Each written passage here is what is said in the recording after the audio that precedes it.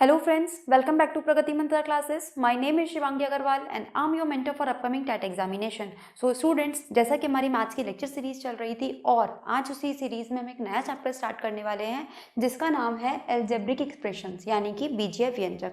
तो देखो, अब जैसे कि आप लोगों ने सुना होगा बीजगणित का नाम, तो बीजगणित मैथ्स की मैं कह सकती हूँ वो शाखा है, वो ब्रांच है जिसमें हम नंबर्स के साथ साथ अल्फ़ाबेट्स का भी यूज़ करते हैं। तो आखिर बात आती है कि हमें क्या ज़रूरत पड़ी इन अल्फ़ाबेट्स को यूज़ करने के लिए, क्यों हमने A B C X Y Z इन सब लेटर्स को मैथ्स में यूज़ करना शुरू करा। तो देखो, इसको हम समझते हैं कि एग्जाम्पल के थ्रू।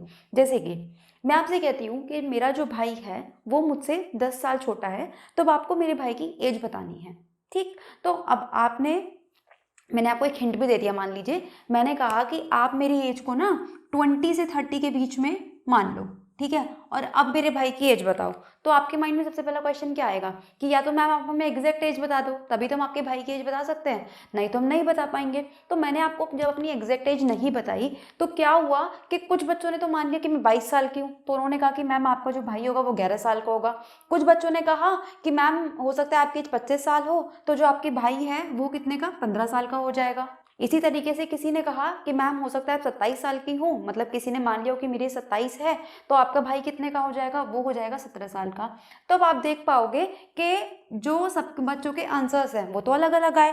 तो इसी दुविधा से बचने के लिए, ठीक है, इसी दुविधा से बचने के लिए हमने क्या कर लिया, अपनी मैथ्स में हमने कुछ चीज़ों को एज्यूम करना शुरू कर दिया, मानना शुरू कर दिया। तो यहाँ पे हम इससे अच्छा क्या मान सकते थे, यहाँ पे हम एक फिक्स्ड एज जो कि सब बच्चे मान लेते, मान लो कि मैंने कह दिया कि जो मेरी एज है, मेरी वर्तमान आयु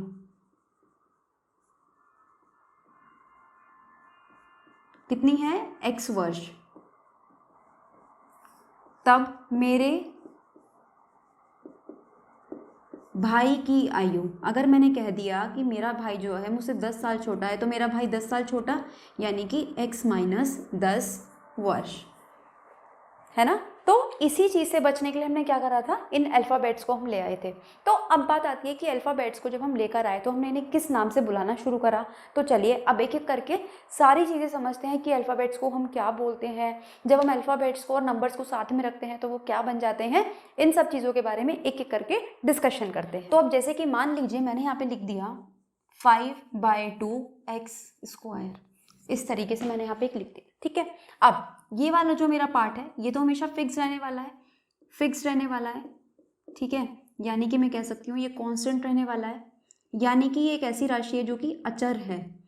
देखो, चर का मतलब ऐसे समझ लो कि जो गाय भैंस बकरियां होती हैं चरती है ना, तो वो उधर से उधर से उधर घूमती रहती हैं। जो चरने का मतलब क्या हो गया कि वो किसी भी एक जगह पे फिक्स नहीं रहती। लेकिन मैं कह रही हूँ कि एक ऐसी चीज़ है अचर जो कि चरने नहीं जाती, उसका जो खाना है वो उसी की जगह पे आता है, तो उसकी पोजीशन क्या हो गई, फिक्स्ड।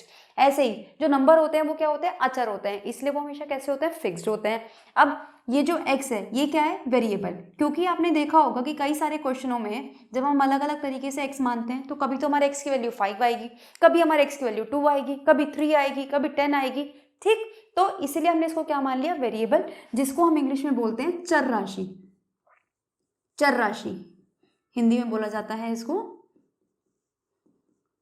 चर राशि, यानी कि जो चरते रहते हैं, एक जगह से दूसरी जगह घूमते रहते हैं, यानी जिनके जो मान होता है, जिनकी जो वैल्यू होती है वो लगातार चेंज होती रहती है, ठीक। आई होप यहाँ तक चीज़ें क्लियर है। अब देखो, इस वेरिएबल की जगह जरूरी नहीं कि मैं एक्स यूज करूंगी, यहाँ पे मैं A B C D E F जो मेरा मन करेगा मैं उस चीज़ से उसको रिप्रेजेंट कर दूंगी, ठीक है। तो बात आती है, जैसे हमने नंबर्स पे सीखा प्लस माइनस करना, ठीक है, मल्टीप्लाई डिवाइड करना, उस तरीके से हम इन अलजेब्रिक एक्सप्रेशंस को भी प्लस माइनस या मल्टीप्लाई डिवाइड कर सकते हैं। तो अब हमें उसको सीखने के लिए कुछ रूल सीखने होंगे, तो चलिए अब उनको देखते हैं। अब देखो, एक चीज़ और, प्लस माइनस को सीखने से पहले हमें एक चीज़ का और पता होना चाहिए जिसे हम बोलते हैं सजातीय पद। सजातीय पद यानी कि जिसको हम बोलते हैं लाइक टर्म्स, और एक होती है हमारे पास विजातीय पद जिसको हम बोलते हैं अनलाइक टर्म्स। देखो कैसे, मान लो कि मैंने एक जगह लिखा हुआ है ये वाला नंबर 5/2x² और एक मैंने लिख दिया माइनस का 5/2 x। ठीक है, अब मुझे पता करना है क्या ये सजाती हैं क्या ये विजाती हैं। तो अगर मुझे किसी भी नंबर को, किसी भी एक्सप्रेशन को जज करना है कि वो सजाती है या विजाती हैं, तो हमें केवल किस पार्ट को देखना है, हमें फोकस करना है केवल और केवल चर वाले पार्ट को, यानी कि वेरिएबल वाले पार्ट को। हमें नंबर से कोई मतलब नहीं है, नंबर की जगह पे कुछ भी लिखा हो, साइन कैसा भी हो, प्लस का हो माइनस का हो, उस बात से भी कोई फर्क नहीं पड़ेगा। फर्क पड़ेगा तो केवल किस बात से, केवल इस वेरिएबल वाले पार्ट से, यानी कि इस चर राशि से। तो देखो अगर मैं यहाँ पे देखूँ तो एक्स स्क्वायर है, यानी कि जो ये एक्स है ये 2 बार लिखा गया है, लेकिन अगर मैं यहाँ पे देखूँ तो खाली ये एक्स है, यानी कि एक्स को एक ही बार लिखा गया है। तो क्या ये दोनों चीज़ें सेम हो सकती है? ये दोनों चीज़ें सेम नहीं हो सकती, इसीलिए ये किस में चला जाएगा, ये जो दोनों एग्जाम्पल हैं ये हमारे चले जाएंगे किस में, विजातीय पद में, यानी कि अनलाइक टर्म्स में। इसी तरीके से मान लीजिए अब मैंने लिखा होता यहाँ पे x और मैंने लिखा होता 2x, तब मैं कह सकती हूँ कि सजातीय हैं। क्यों? क्योंकि देखो जो वेरिएबल वाला पार्ट है, जो चर वाला पार्ट है, यहाँ पे भी एक x है और यहाँ पे भी एक x है। ठीक है, यहाँ पे मेरा एक x से कहने का क्या मतलब है, मेरा कहने का मतलब है कि जो x की घात है वो 1 है और यहाँ पे भी जो x की घात है वो 1 है, इसलिए ये कैसा हो जाएगा, ये हो जाएगा हमारे पास सजातीय पद। और एग्जाम्पल लेते हैं ताकि आपको चीज़ें अच्छे से क्लियर हो पाए। जैसे कि मान लीजिए अब मैंने ले लिया माइनस का 2/9 xy और एक जगह मैंने ले लिया 5y। ठीक है, तो देखो फिर से केवल अगर हमें बताना है कि सजाती हैं विजाती हैं तो हमें केवल किस पार्ट को देखना है, चर वाले पार्ट को। तो यहाँ पे क्या है, x है, y है, और यहाँ पे क्या है, केवल y है। तो ये कैसे हो गए, ये दोनों हो गए हमारे अनलाइक टर्म्स के एग्जाम्पल। अब मैं आपको ये अनलाइक टर्म्स और लाइक टर्म्स क्यों समझा रही हूँ, उसके पीछे रीज़न है। देखो कभी भी अगर मुझे कोई चीज़ को प्लस माइनस करना है तो हमेशा मैं लाइक में से लाइक को ही प्लस कर सकती हूँ और लाइक को ही माइनस कर सकती हूँ। इसी तरीके से क्या बोला मैंने कि अगर मैं प्लस करना चाहती हूँ इन दोनों नंबर्स को तो मैं बिल्कुल कर सकती हूँ। ठीक है, ये दोनों नंबर प्लस हो सकते हैं, लेकिन अगर मैं चाहूँ कि मैं इन दोनों को प्लस कर दूँ तो मैं इन दोनों को प्लस नहीं कर सकती। क्यों? क्योंकि ये मेरे पास कैसी टर्म्स है, विजातीय टर्म्स है। ठीक है, अब जैसे कि मैं आपसे कहूँ कि मेरे पास मान लो कि एक पार्क है, ठीक है, और मैंने आपसे कहा कि उसमें 4 डॉग हैं, यानी कि 4 डॉग हैं और 3 कैट्स हैं। अब मैंने आपसे कहा कि बता दो टोटल कैट कितनी है, ठीक है, या टोटल डॉग कितने हैं। तो आप ऐसे थोड़ी करोगे कि 4 + 3 7 करके बता दोगे, नहीं कर सकते ना। बिल्कुल इसी तरीके से हम यहाँ पर भी इन लोगों को ऐड नहीं कर सकते। ठीक है, मतलब जो दिखने में सेम नहीं होंगे ना तो हम उन्हें ऐड करेंगे और ना ही हम उन्हें माइनस करेंगे। किन्हीं भी टर्म्स को प्लस माइनस करने से पहले ये देखना बहुत ज़रूरी है कि क्या वो एक जैसी हैं। सजातीय का मतलब क्या है कि क्या वो सेम जाति की हैं। विजातीय का मतलब क्या है कि वो अलग अलग जातियों की हैं, उनकी जो जातियां हैं वो कैसी हैं, डिफरेंट है, विचलित हैं, उसी को बोला जाता है विजातीय। आई होप यहाँ तक आपको कॉन्सेप्ट क्लियर है। जैसे कि अगर मैंने आपको एग्जाम्पल दिया होता कि मैं अगर आपसे कहूँ कि 2x और आप 3y को मुझे प्लस करके दिखा दो, आप मुझे इनको जोड़ के दिखा दो, तो क्या आप इन्हें जोड़ सकते हो? आप इन्हें नहीं जोड़ सकते। क्यों नहीं जोड़ सकते? क्योंकि यहाँ पे जो हमारा चर वाले पार्ट है वो दोनों दोनों अलग हैं। तो इसीलिए केवल हम इन्हें प्लस ना करके क्या लिख देंगे, 2x + 3y, और यही बन जाएगा हमारा आंसर। लेकिन अगर अब मान लो क्वेश्चन में होता 2x और 3x को जोड़ के दिखा दीजिए, तो हम जोड़ सकते हैं। 2x + 3x कितना बन जाएगा, ये बन गया 5x। तो आपने देखा कि सजातीय और विजातीयों को समझना बहुत ज़रूरी है किन्हीं भी 2 टर्म्स को प्लस या माइनस करने से पहले। अब एक चीज़ और मैं आपको यहाँ पे बताना चाहती हूँ और उसके बाद हम सीधा चलेंगे अलजेब्रिक एक्सप्रेशन के प्लस और फिर माइनस पर। तो देखो अगर मान लो कभी भी जैसे कि एक नंबर लिखा हुआ है 2/9 xy और एक मैंने लिख दिया 5/2 yx, तो ध्यान रखिएगा ये जो दोनों बातें हैं ये दोनों बातें सेम हैं। क्यों? क्योंकि देखो जब कोई भी 2 चीज़ मल्टीप्लाई में होती है तो हम उनको आगे पीछे करके लिख सकते हैं। कैसे?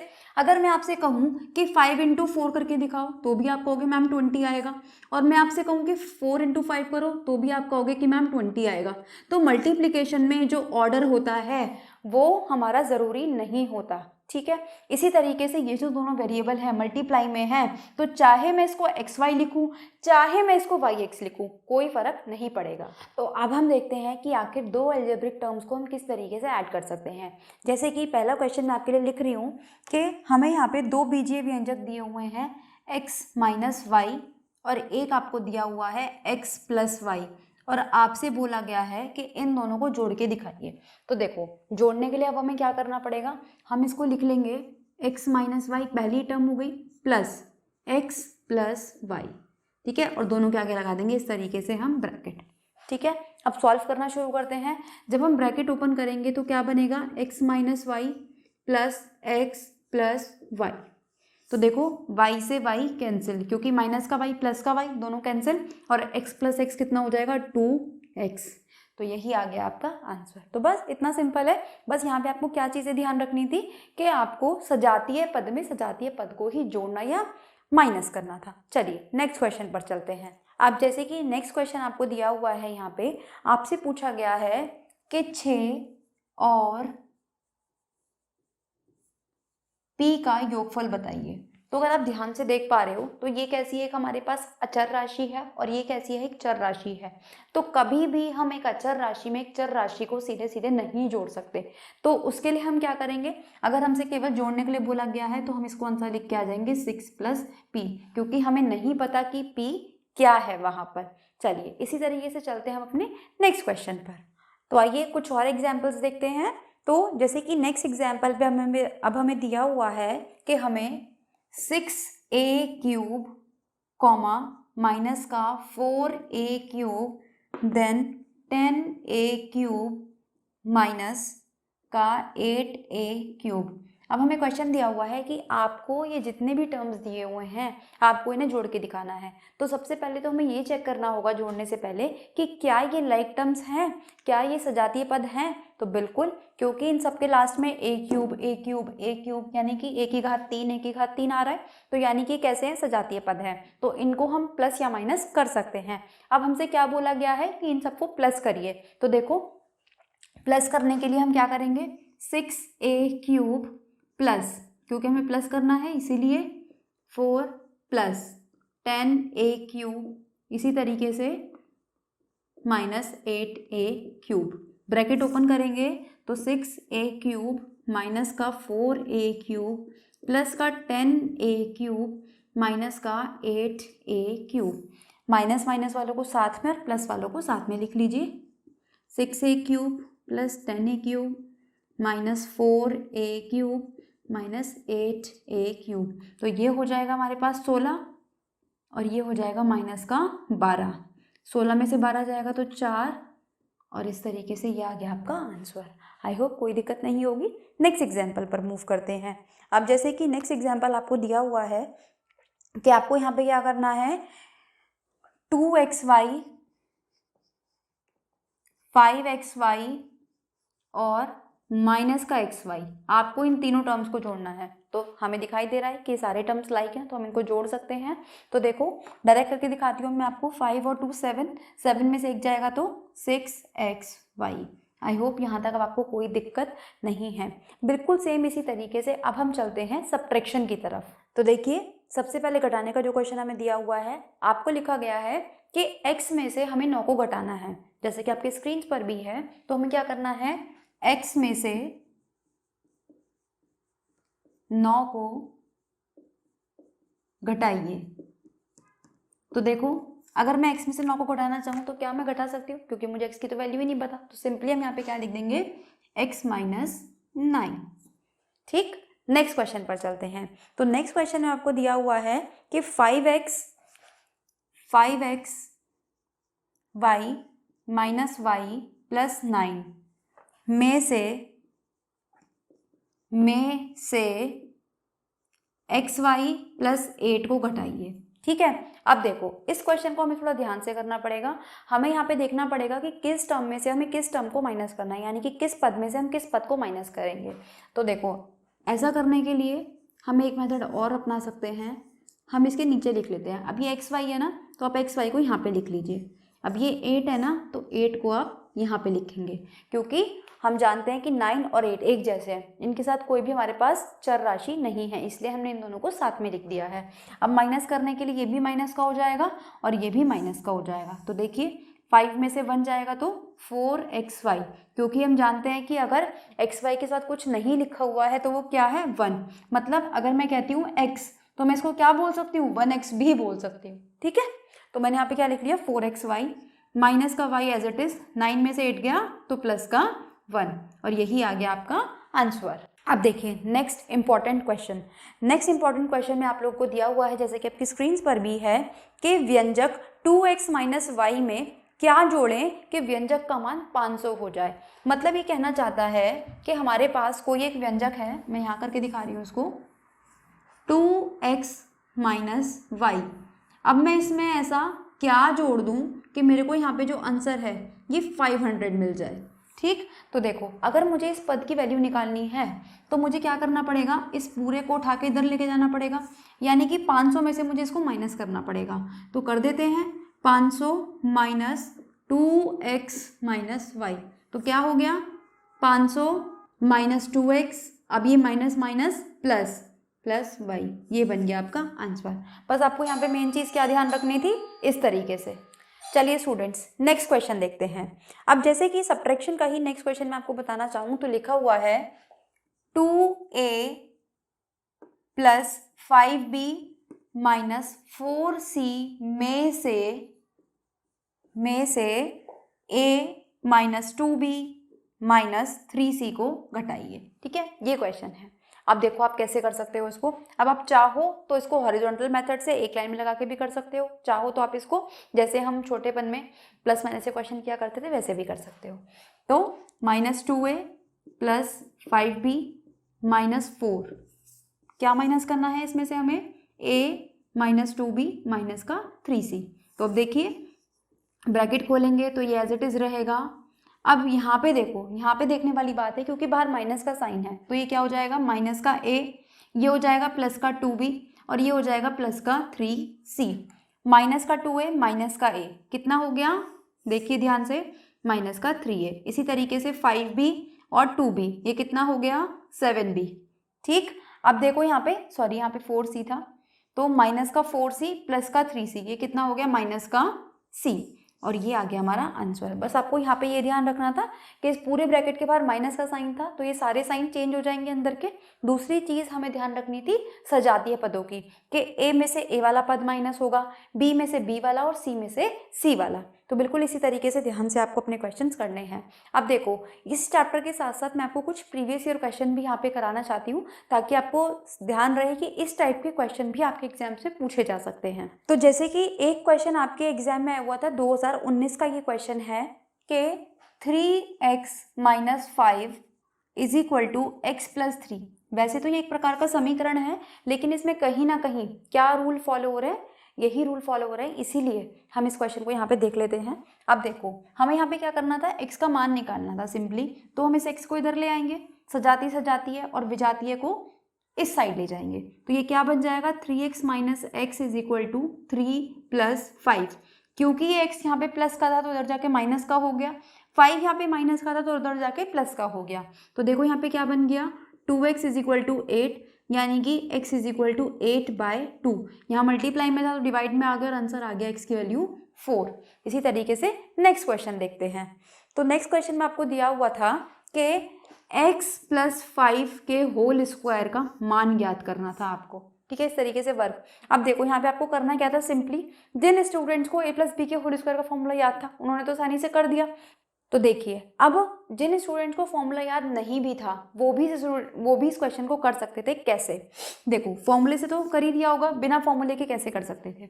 अगर कोई नंबर लिखा हुआ है 5 का स्क्वायर तो मैं इसको क्या लिख सकती हूँ 5 × 5।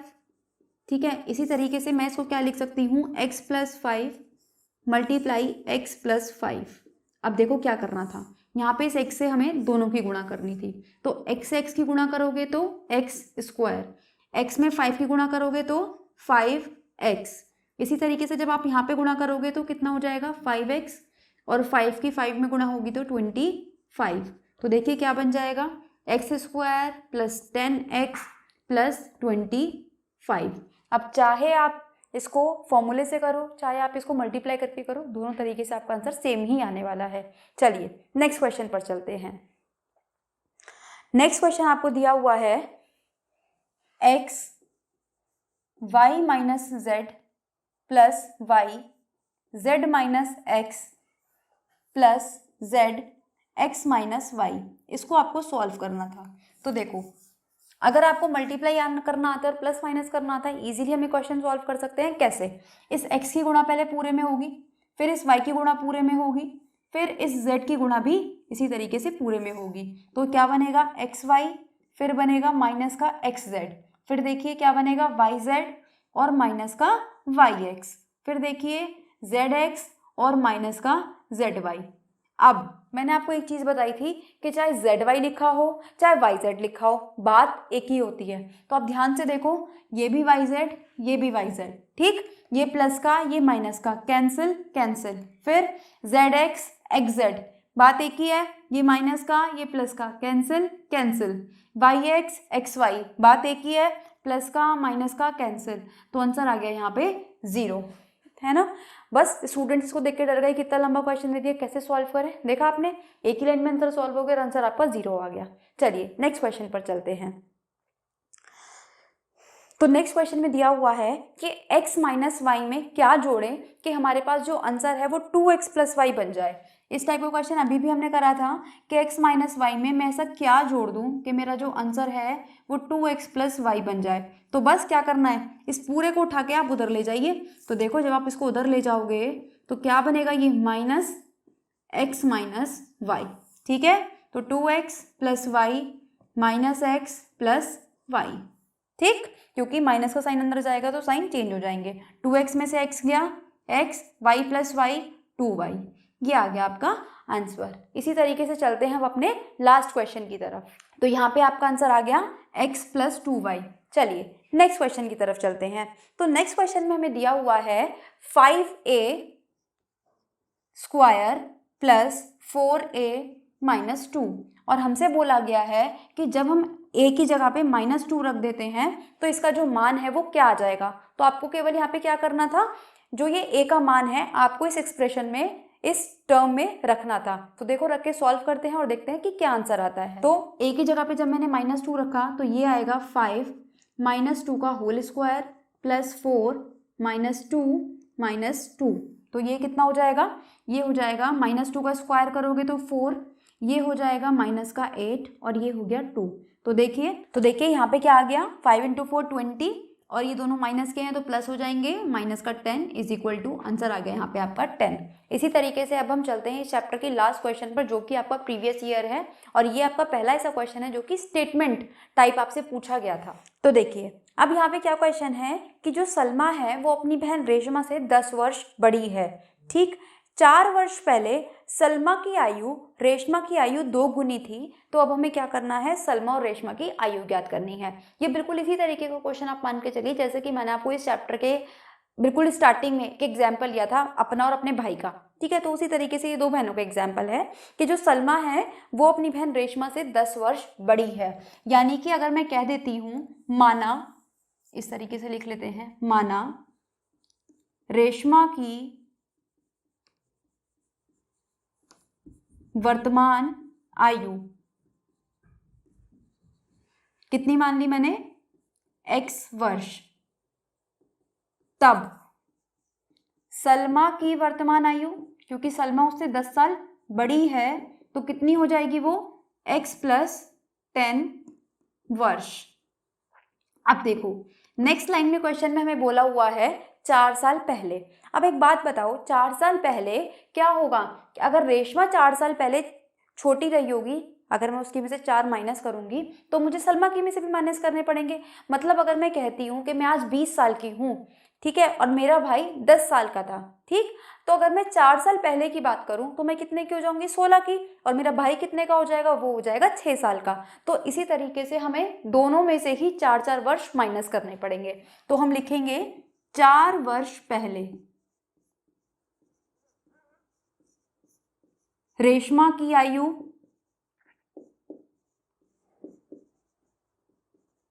कितनी हो जाएगी, x माइनस 4 तथा सलमा की आयु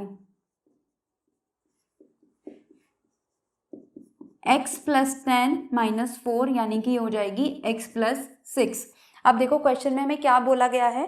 क्वेश्चन में बोला गया है कि 4 वर्ष पहले सलमा की जो आयु थी वो रेशमा की आयु की 2 गुनी थी, यानी कि सलमा की जो भी आयु थी वो कितनी थी, रेशमा की आयु की 2 गुनी। यही तो क्वेश्चन में हमें दिया हुआ है। तो हमें दोनों की आज की वर्तमान आयु निकालनी है। बस आपको इस समीकरण को सॉल्व करना है और यहाँ से आपका आंसर आ जाएगा।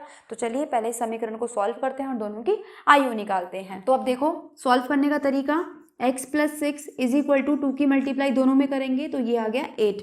अब स्टूडेंट्स गलती कहाँ करते हैं, 2 की मल्टीप्लाई x में तो कर देंगे लेकिन 4 में करना भूल जाएंगे, तो बस ये ध्यान रखना है आपको। अब वही सजातीय विजातीयों को एक साथ कर लेंगे तो ये x इधर चला जाएगा और ये जो 8 है ये इधर आ जाएगा। तो 6 plus 8 is equal to 2x minus x, यानी कि 14। ये आ गया हमारा x का मान, यानी कि x किसको माना था हमने, रेशमा को। यानी कि यहाँ पे लिख देते हैं रेशमा की वर्तमान आयु, रेशमा की वर्तमान आयु कितनी हो गई, ये आ गई हमारी 14 वर्ष। तो सलमा की कितनी हो जाएगी, सलमा की वर्तमान आयु 14 प्लस 10 यानी कि 24 वर्ष। तो इस तरीके से आप इन बीजीय व्यंजक का यूज़ करके अपने इन क्वेश्चंस को सॉल्व कर सकते थे। तो आई होप आपको पूरा लेक्चर अच्छा लगा होगा, समझ में आया होगा। तो अगर अच्छा लगा है तो वीडियो को लाइक करना ना भूलें, ज़्यादा से ज़्यादा शेयर करना ना भूलें। चैनल पर नए हैं तो सब्सक्राइब कर दें, बेल आइकन को हिट कर दें ताकि आने वाले सारे नोटिफिकेशन आपको टाइम से मिलते रहें। तो मिलते हैं नेक्स्ट वीडियो में एक और नई लेक्चर के साथ, तब तक पढ़ते रहिए। All the very best.